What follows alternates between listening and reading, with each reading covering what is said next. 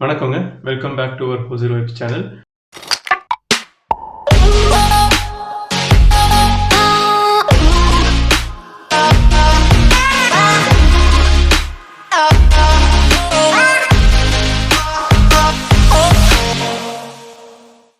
So நம்ம இந்த செடிமகன் அப்படின்ற அந்த முயற்சியில் வந்து இன்னைக்கு வந்து 321வது மரக்கன்று இன்னைக்கு வந்து 9th August 2023.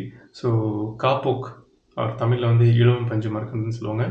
இந்த மரக்கன்று தான் நம்ம நட்டு வச்சுருக்கோம். நம்ம தம்பி ஆரன் கொடுத்தது தான். அவன் வீட்லேயே ஹோம்லேயே வளர்த்து கொடுத்த மரக்கன்று தான் இது. அண்டு இந்த மரக்கன்று நடும்போது கொஞ்சம் ஒரு சங்கடமான விஷயம் நடந்தது. அது என்னன்றது இந்த நேரத்தில் சொல்கிறேன் உங்களுக்கு. பட் அதுக்கு மட்டும் ஃபஸ்ட்டு அந்த பிளான்டிங் ஜேர்னியை சொல்லி முடிச்சாலும் அதுக்கப்புறம் ஆரம்பிக்கலாம். ஸோ இன்றைக்கி பார்த்தீங்கன்னா கிட்டத்தட்ட ஒரு 8:55 to 9 o'clock கிட்ட தான் வந்து நான் பிளான்டிங் இது சைக்கிளிங் ஆரம்பித்தேன். கொஞ்சம் லேட் தான். ஸோ வீட்டில் சில ஃபேமிலி கமிட்மெண்ட்ஸ் ஒர்க்ஸ்லாம் இருந்தது. ஸோ அதை முடிச்சுட்டு அப்புறமா ஆரம்பித்தேன். ஸோ சைக்கிளிங் வந்து ஒரு 10 to 11 கிலோமீட்டர் டிஸ்டன்ஸில் வந்து ஒரு நாகண்டப்பள்ளின்னு ஒரு இடத்துல வந்து ஒரு குட்டி குளம் இருக்குது. எங்கே வைக்கலாம் தான் ஃபஸ்ட்டு ஆரம்பிக்கும் போது இப்போ இங்கே வைக்கலாமா இங்கே யோசிச்சிட்டே இருக்கேன். எனக்கு அது ஒன்று தான் அடிக்கடி கன்ஃபியூஸ் ஆகும் எங்கே வைக்கலான்றதை. ஸோ இன்றைக்கி வந்து நம்ம முதல்ல இந்த ஜேர்னிலே இந்த செடிமகன் அப்படின்ற ஜேர்னிலே முதல்ல நான் எங்கே மரக்கன்று நட்டு வச்சனோ அந்த இடத்துக்கு தான் போனேன். ஒரு சின்ன குளம் இருக்குது நாகண்டப்பள்ளிக்கிட்ட. ஸோ அங்கே தான் போயிட்டு இன்றைக்கி வந்து அந்த இடத்துல ஒரு பர்டிகுலர் பிளேஸ் இருக்காங்க வந்து கொஞ்சம் லேண்டில் ரைஸ் ஆகிருக்கும். அந்த இடத்துல வந்து சப்போஸ் தண்ணி ஃபுல்லாக ஃபில்லானா கூட அது கொஞ்சம் ரெய்ஸ்டான பொசிஷன் இருக்கும். தண்ணி சப்ளை இருந்த மாதிரியே இருக்கும். அது மரம் நல்லா வளருன்றனால அந்த அந்த லொக்கேஷனுக்கு நான் சூஸ் பண்ணேன். ஏற்கனவே ஒரு இடத்துல வந்து அதுக்கு தள்ளி கொஞ்சம் இறக்கமான இடத்துல மரக்கன்று வச்சுருக்கேன். அது தண்ணி போன வருஷம் வந்து எப்பயுமே வராத அளவுக்கு ஒரு மழை, அது 17 வருஷம் வராத ஒரு மழை ஹோசூரில் பெஞ்சு எல்லா லேக்ஸுமே ஓவர் ஃப்ளட் ஆனதில் நான் வச்ச அந்த ஓரத்துலேயே வச்ச சில மரக்கன்றுங்களாம் அதில் மூழ்கிருச்சு. அந்த மாதிரி இதோட கொஞ்சம் ரைஸான ஏரியா தான். ஸோ அந்த நம்பிக்கையில் தான் நட்டு வச்சுருக்கேன். ஸோ மேலே பார்த்தீங்கன்னா திக்காக போட்டு ரொம்ப ஸ்ட்ராங்காக இருந்தது. ஸோ அந்த டூல் வச்சு கொஞ்சம் கொத்தி எடுக்க கொஞ்சம் கஷ்டமாக தான் இருந்தது. ஆனால் அதை எடுத்த பிறகு பார்த்தோன்னா கீழே வந்து நல்லா டார்க் ப்ரௌனிஷ் சாயில் இருந்துச்சு. கொஞ்சம் களிமண் மிக்ஸ் ஆன மாதிரி ஒரு இதுதான் இருந்துச்சு, கம்போஷன் தான் இருந்துச்சு. பட் ஆனால் அதுவும் வந்து ஈஸியாக எடுக்க முடிஞ்சது. அதுக்கு அடுத்தது பார்த்தீங்கன்னா கீழே நல்லா சாஃப்டாக ஃபைன் ஒரு நல்ல சாஃப்டான மண் மாதிரி இருந்தது. ஸோ அதில் வந்து நம்ம இன்றைக்கி வந்து காப்போக் மரக்கன்று நட்டு வச்சாச்சு. அண்ட் ஒரு கிட்டத்தட்ட 7 to 8 லிட்டர் தண்ணியும் ஊற்றியாச்சு. அப்புறம் வேலி பார்த்தீங்கன்னா வந்து நல்லா வசதியாக போடுற மாதிரி பக்கத்தில் கொஞ்சம் நிறைய இருந்துச்சு கொஞ்சம் முள்செடிங்களாம். அதை வச்சு நல்லா ஸ்ட்ராங்கான முள்செடி போட்டிருக்கேன். ஏன்னா அந்த இடத்துல வந்து ஆடு மேய்க்கிறவங்க வந்து இருக்காங்க கொஞ்சம். அந்த செம்மறி ஆடும் இந்த ஆடும், ஸோ வெள்ளாடுன்னு சொல்லுவாங்க. இது ரெண்டுமே மேய்க்கிறவங்க இருக்காங்க. கிட்டத்தட்ட ஒரு 40 ஆடு கொண்டு வருவாங்க. ஒரு 3 மணி 4 மணிக்கு கொண்டு வருவாங்க. மேய்ஞ்செல்லாம் முடிச்சுட்டு தண்ணி குடிக்கிறவங்க தான் கொண்டு வருவாங்க.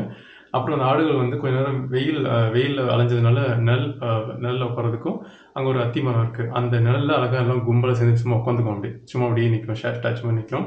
ஸோ அந்த நேரத்தில் அதுக்கப்புறம் நடுவில் ஏதாவது சாப்பிட வரும்ல அங்கே அந்த இடத்துல. அப்போ வந்து இந்த செடி பார்த்தீங்கன்னா அது காப்போக்கு அந்த எல்லாம் பார்த்தீங்கன்னா சூப்பராக இருக்கும், க்ரீனிஷாக இருக்கும். பார்த்தோன்னு ஒரு இதில் அப்படியே பிக்க சான்ஸ் இருக்குது. அதனால் இங்கே ஸ்ட்ராங்காகவே வேலி போட்டிருக்கேன். ஸோ ஹோப்ஃபுல்லி அது கண்டிப்பாக தப்பிச்சு வளர்ந்து வரும்னு நினைக்கிறேன். வெயிட் பண்ணி பார்க்கலாம் அதை. ஸோ சங்கடமான விஷயம்னு பார்த்தீங்கன்னா வந்து நான் ஃபஸ்ட்டு அந்த ஸ்பாட்டுக்கு போகிறதுக்கு முன்னாடியே வந்து ஒரு நாய் பார்த்தேன். சின்ன நாய் தான். எனக்கு தெரிஞ்ச ஒரு 6 மாத குட்டியாக தான் இருக்கும். 6 or 7 மாத குட்டி தான் இருக்கும். சின்னது தான். ஆனால் அது கழுத்தில் வந்து செயின் இருந்தது. அது ஸ்ட்ராங்காகவே 2-3 ரவுண்ட் சுற்றி இருந்தது. அண்ட் உத்து பக்கம் தெரிஞ்சது அந்த கழுத்தில் வந்து அந்த செயின் வந்து அது உரசி அது வந்து அந்த முடியெலாம் உதிர்ந்து பிளட் ரெட்டில் இருந்துச்சாங்க. பார்க்கவே கஷ்டமாக இருந்தது.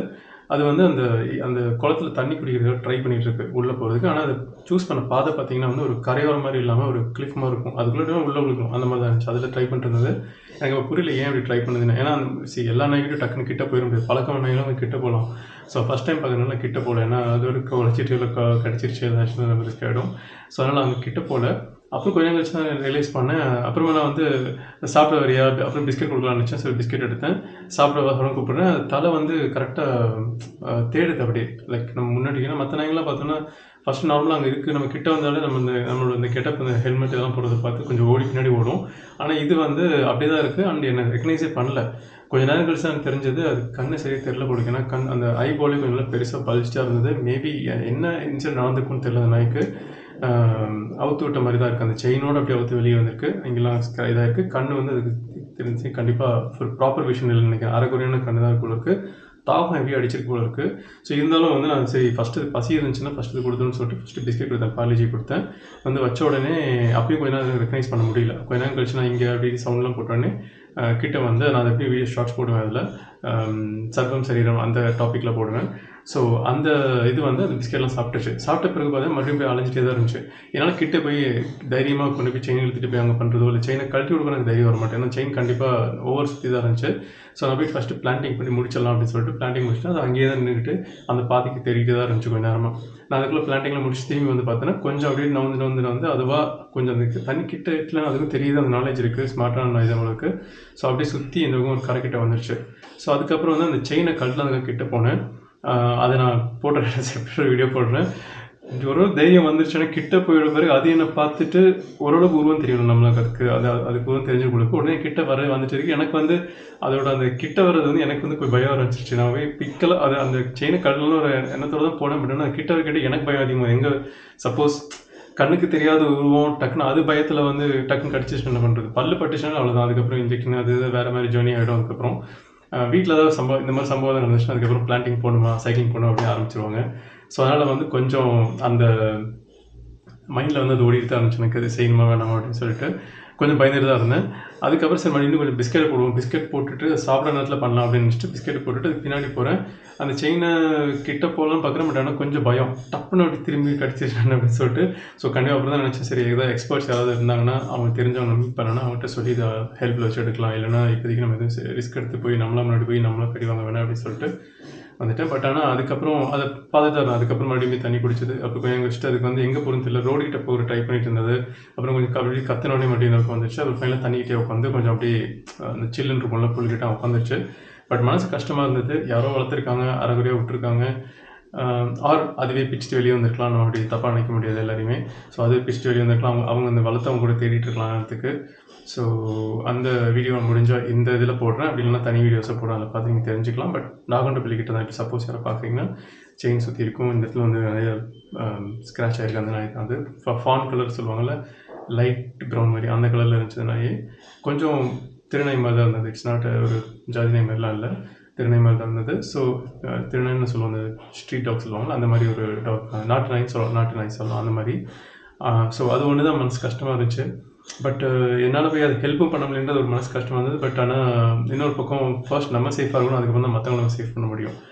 ஸோ ஏன்னா அப்போ தான் நிறைய பேர் சேவ் பண்ண முடியும். நம்ம வந்து அவங்க ஃபர்ஸ்ட் சேவ் பண்ணிடலாம்னு சொல்லிட்டு நம்மளை தான் நம்ம டேமேஜ் பண்ணுறோம்னா அதுக்கப்புறம் அடுத்த நெக்ஸ்ட்டு இன்சிடென்ட்ஸ்லாம் வேறு மாதிரி போக சான்சஸ் இருக்குது. அதனால் I didn't take that risk. But மனசு கஷ்டமாக இருந்தது. பட் ஓவராலாக வந்து அதுக்கு சாப்பாடு போட்டேன், சாப்பிட்டுச்சு. ஒரு தண்ணி குடிச்சிருக்கு, ரெஸ்ட் எடுத்துருக்கு. இப்போது எங்கே இருக்குன்னு எனக்கு தெரியல, நான் கிளம்பி வந்துட்டேன். ஸோ அது ஒன்று தான். பட் மற்றபடி இன்றைக்கி வந்து 326 மார்க்கன்ற அந்த காப்போக் மார்க்கன் நட்டு வச்சாச்சு. பொறுத்து வந்து பார்க்கலாம் அது எப்படி வளருதுன்னு. விதைப்போம், படிப்போம். இந்த மார்க்கன் நல்லா வருதுன்னு விஷ் பண்ணுவோம். அப்புறம் இந்த வீடியோ உங்களுக்கு பிடிச்சிருந்துச்சுன்னா நம்மள மாதிரி இயற்கையை சைட் அடிக்கிறவங்க, இயற்கை மேலே இச்சை உள்ளவர்கள் யாராவது இருந்தாங்கன்னா அவங்களுக்கு இந்த வீடியோ ஷேர் பண்ணுங்கள். ஸோ தட் நம்ம இந்த இயற்கை மேலே இருக்கிற லவ் அப்படியே ஸ்ப்ரெட் பண்ணுவோம். Bye friends.